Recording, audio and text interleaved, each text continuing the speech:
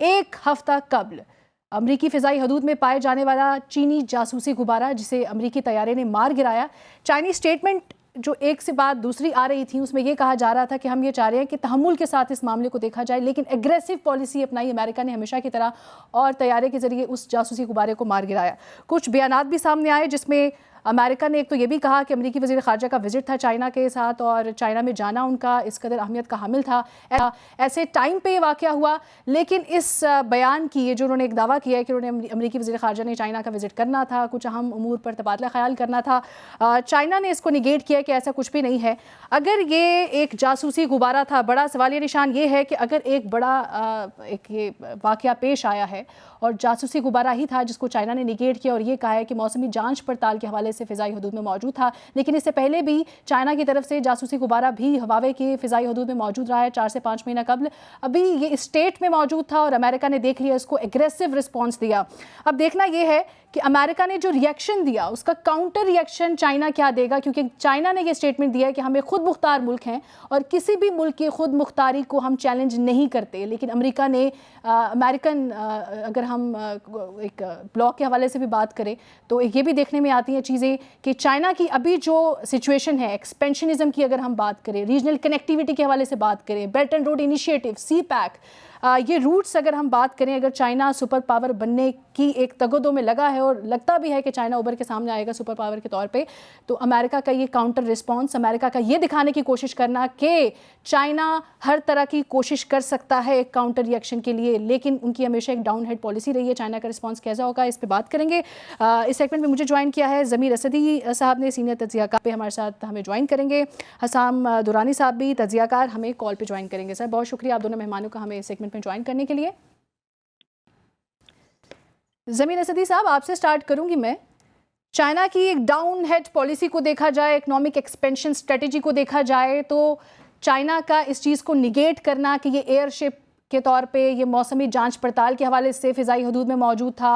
America ने बार बार कह दिया है कि ये एक जासूसी गुब्बारा था और इसकी तफ्तीश के हवाले से भी अभी खबरें कुछ सामने आ रही हैं कि मकसद क्या था।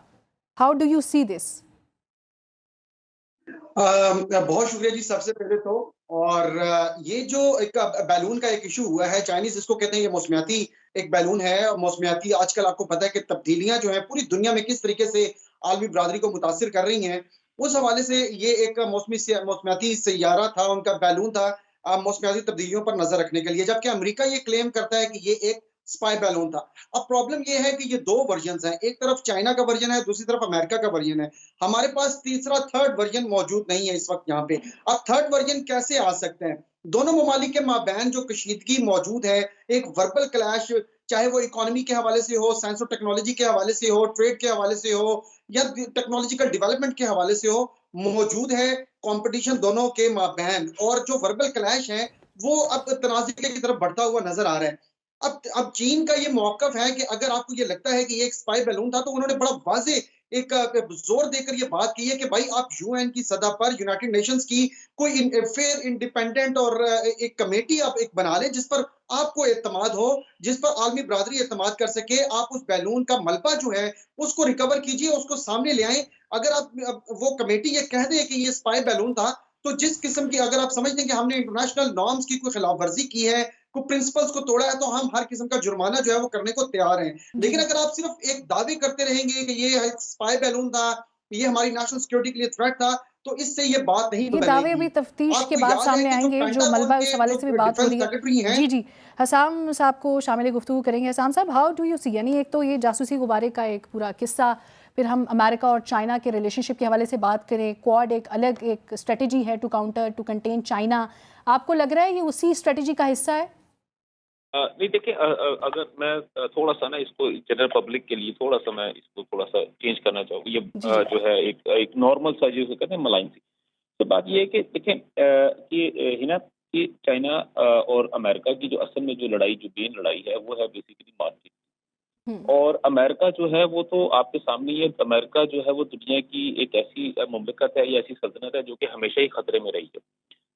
जब से मैं होश संभाला है और मैं खबरें पढ़ रहा हूँ या सुनता आ रहा हूँ, तो हमेशा मैं यही सुनता आ रहा हूँ, देखता आ रहा हूँ कि खबरों में भी और उनकी मूवीज के अंदर भी कि दुनिया में सबसे ज़्यादा खतरा जो है और सबसे ज़्यादा मज़लूम कौम है वो अमेरिकन कौम है, और अमेरिकन मुल्क जो है वो हमेशा ही प्रॉब्लम में रहता है।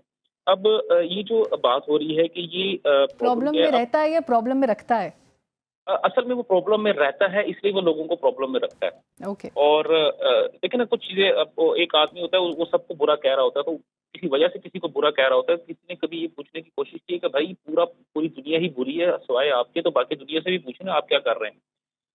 अभी जो इन्होंने बात की है कि अमेरिका ये कहता है कि जनाब हमारी हसास वहाँ पे कौन-सी बात है? भाई अमेरिका पूरी दुनिया के अंदर जहाँ पे भी अमेरिका का दिल करेगा वो हमेशा उसके लिए हसास ही हो जाएगी। ऐसी हुँ। कौन-सी बात है? अगर अफ़गानिस्तान की अगर मैं बात करता हूँ, अगर वहाँ पे ये अपना गुब्बारा होता तो उन्होंने कहना था कि जी यहाँ पे हमारी क्योंकि इंस्टॉलेशन है, लिहाज़ा ये हमारे लिए हसास है। हाँ, कोई भी ऐसी क्लेम किया बात जा सकता है, क्लेम कहीं करने कहीं के पे भी लिए। हाँ। क्लेम करने में इसमें कोई मज़ाक़ा नहीं है। और ठीक है, वो क्लेम कर रहे हैं, लेकिन बाकी दुनिया उसके ऊपर क्या बात कर रही है? जैसे अभी जो हमारे साथी तजिया कह रहे हैं, उन्होंने बड़ी अच्छी बात की है कि एक इंडिपेंडेंट जो है वो एक ऐसी जो है वो अथॉरिटी को या एक बॉडी को आप एक जो है इसकी जो है प्रॉपरली तरीके से जी, जी। इन्वेस्टिगेशन करवाई जाए ताकि पता लगे ये क्या है। हाँ, अब दूसरी बात ये है कि अमेरिका और चाइना, जैसा मैं बिल्कुल स्टार्ट में बात की थी, कि ये लड़ाई जो है बेसिकली अब आपके सामने ठीक है, है। ताइवान का अच्छा, इश्यू इस पे आपके मैं सामने बिल्कुल है। आपके इस पॉइंट पे आऊँगी, बड़ा वैलिड पॉइंट आपने बताया। ज़मीर असदी साहब, आप बताइएगा कि चाइना ने भी पहले यही ऑफ़र किया था कि तहम्मुल के साथ, एक पेशा-वराना अप्रोच के साथ देखा जाए, कि उसको एग्रेसिव रिस्पॉन्स ना दिया जाए। तो आपके ख़्याल में ये इंटरनेशनल कवानीन की खिलाफ वर्जी है? चाइना का कहना ठीक है और चाइना को भी एग्रेसिवली रिस्पॉन्स करना चाहिए कि तहकीकात के बगैर ही मार गिराया? देखें, चीन की अगर आप हिस्ट्री देखें तो गुज़िश्ता सिर्फ़ 40-50 साल की अगर हम बात करें, चीन का जो एक राइज़ है वो बड़ा पीसफुल रहा है और चीन ने कभी भी दूसरे ममालिक के मामलात में उस तरीके से अग्रेसिवली इंटरफेयर नहीं किया, ना ही कभी किसी को थ्रेट किया। हालाँकि चीन को अमेरिका और वेस्टर्न ममालिक की जानिब से एक थ्रेट के तौर पे पेश किया जाता है। अब देखें, चीन का सिर्फ़ एक मुतालबा था कि अमेरिका के साथ चलें जी, ये आपकी फ़ज़ाई हदूद में एक चीज़ आ गई। हुँ। अब आप क्या करें कि आपकी फ़ज़ाई हदूद में ये चीज़ मौजूद है, तो ज़रा तहम्मुल का मुज़ाहरा करें, इसको आप लैंड करवा लें। लेकिन अमेरिका ने क्या किया कि उसको अमेरिका के कुछ माहिरीन जो थिंक टैंक्स हैं, कुछ एक्सपर्ट्स हैं, जो दिफाई तज्ज़िया निगार हैं, वो ये कहते हैं कि चीन ने हमारा नर्व जो है ना, एक नर्व टेस्ट किया है कि क्या अगर कोई चीज़ के गलती से भी मिस्टेकनली, जो कि चीन ये कहता है, वो अगर अमेरिकी फ़ज़ाई हदूद में होती है, तो ये चेक किया जाए कि अमेरिका उसको कैसे रिस्पॉन्स करेगा। अब अमेरिका के पास किसी भी दूसरी किस्म का कोई ऑप्शन नहीं था, सिवाय इसके कि वो मार गिराए। और अमेरिका का, जैसे कि बात कर रहे हैं हमारे साथ जो मौजूद हैं सीनियर तज्ज़ियाकार, कि जनाब उन्होंने हमेशा से अपना एक रोब दबदबा बरकरार रखने की कोशिश की है। अगर अमेरिका इसको हिट ना करता तो बड़ा एक वीक मैसेज अमेरिका की जानिब से पूरी दुनिया में जाता कि अमेरिका की फ़ज़ाई हदूद की खिलाफवर्ज़ी हुई, लेकिन चाहे अमेरिका वो ने एक सिर्फ मौसमियाती अपने उस बैलून था। रिस्पॉन्स वो लेकिन रिस्पॉन्स ये है इसीलिए कि दिया उसको था कि अमेरिका दुनिया को ये कंट्रोल दिखा सके कि अमेरिका एक अग्रेसिव रिस्पॉन्स देता है और अमेरिका ऐसा ही है। दुनिया को ये नहीं दिखना चाहिए कि अमेरिका ने कोई रिस्पॉन्स नहीं दिया। सिर्फ रिस्पॉन्स दिखाने की हद तक ऐसा करना था अमेरिका का? जी, उन्होंने बिल्कुल देखिए रिस्पॉन्स उन्होंने दिखाया है और ये रिस्पॉन्स, ये बात इसको मद्देनजर रखें कि ये रिस्पॉन्स किसी भी तरीके से एस्केलेट भी हो सकते हैं। देखिए, बिल्कुल। चाइनीज एक आपने उसको एसेट को आपने हिट किया है, जो कि वो ये क्लेम करते हैं कि ये एक पीसफुल एसेट था। और मैं जो पेंटागन के लोग हैं उन्होंने भी ये माना कि किसी भी किस्म का फिजिकल या फौजी थ्रेट हमारे लोगों के लिए मौजूद नहीं था इस बैलून से। तो अगर ये फिजिकल और फौजी थ्रेट मौजूद नहीं था, आपकी इनिशियल इन्वेस्टिगेशन आपको ये बता रही है, तो फिर आपने ये अच्छा, कैसे फैसला किया कि असदी आप साहब, इसको एक हिट एक कर चीज़ की सकते हैं? क्लैरिफिकेशन कीजिएगा। एक तो इंटरनेशनल लॉ क्या कहता है कि अगर कोई फ़िज़ाई हदूद में ऐसा कोई एयरशिप जिसका दावा किया जा रहा है चाइना की तरफ से, वो दाखिल हो जाए तो उसका तरीक़ाकार क्या है? नंबर 1 और नंबर 2 ये बताइएगा कि अगर चाइना और अमेरिका इस चीज़ को देखते कि क्या हल निकालना है, तो ये पॉसिबल था? जी, देखें, अगर अब स्पेस कोई भी वायलेट होती है किसी भी कंट्री की, डेफिनिटली ये उनका ये सबसे पहला बुनियादी हक उनका ये है कि अपनी किसी भी किस्म की अपनी टेरिटरी, चाहे वो ज़मीन की अब बात करें या फ़िज़ाई अब बात करें, उसको प्रोटेक्ट करना है। अब लेकिन बात ये है कि 2 ऐसे ममालिक जो पहले से ही मुख्तलिफ इश्यूज़ के हवाले से वो एक तनाज़े का शिकार है, वर्बल क्लैश का शिकार हैं, तो वहाँ पर मेरा ख़्याल है कि दोनों बड़े ममालिक हैं। इन ममालिक को तहम्मुल का, अक्लमंदी का और दानिशमंदी का मुज़ाहरा जो है वो करना चाहिए। और हुँ। ये इस वक़्त ज़िम्मेदारी आयद होती है अमेरिका पर, क्योंकि उन्होंने हिट किया है एक ऐसी चीज़ को जिसके बारे में क्लेम किया जा रहा था कि ये एक पीसफुल एसेट है। आज आप रशिया की स्टेटमेंट देख लें, रशिया ने मुकम्मल तौर पर बैक किया है। उनकी जो फॉरेन ऑफिस की स्पोक्स पर्सन है, खातून ज़राखोवा उन्होंने, और उनका ये कहना है कि चीन अगर इस हवाले से किसी किस्म की जवाबी कार्रवाई करता है तो हम जी, चीन जी। के साथ खड़े होंगे। ठीक लेकिन है। चीन को प्रोवोक किया जा रहा है, जैसे रशिया और यूक्रेन को बिल्कुल, रशिया ये को एंगेज यूक्रेन किया गया। वॉर के यूक्रेन हवाले से वार में ज़िक्र करें, चीन ये लेकिन समझ फिर ली। भी हम अगर आलमी मंजरनामे के हवाले से बात करें तो एक बड़ी परेशान-कुन एक सिचुएशन क्रिएट हो जाएगी। हसाम साहब, क्या कहते हैं आप? अगर नहीं देखिए, कशीदगी नहीं मज़ीद बढ़ती है तो? नहीं, असल में कशीदगी नहीं बढ़ सकती। देखिए, जो होना था वो हो चुका है। असल में अमेरिका, अगर आप देखें, अभी अब बात हो रही थी अपने नहीं, अगर यूक्रेन चाइना और कुछ नहीं करता फिर हम ये कह सकते हैं ना कि कशीदगी नहीं बढ़ी। हाँ, अगर चाइना चाइना भी चाइना रिस्पॉन्स करता है फिर? नहीं, देखिए, चाइना चाइना जो है, चाइना कौम जो है वो एक ऐसी कौम है जो कि आपने बिल्कुल प्रोग्राम के अभी जो ये था इसमें आपने मुझे शुरू में आपने बात की थी कि वो अपना सर फेंक के अपना काम करते रहते हैं, अपना एग्ज़ैक्टली। वो ठीक है, और वो डेडिकेशन से उनका अपना, और देखिए, आपको भी पता है कि पूरी दुनिया जो है इस वक़्त वो फाइनेंशियल क्राइसिस के अंदर है। और हुँ। चाइना जो है वो कब से लेके कब तक जो है वो अपनी पूरी कोशिश में है कि किस तरह वो एक ना वो फाइनेंशियली सुपर जायंट बन जाए।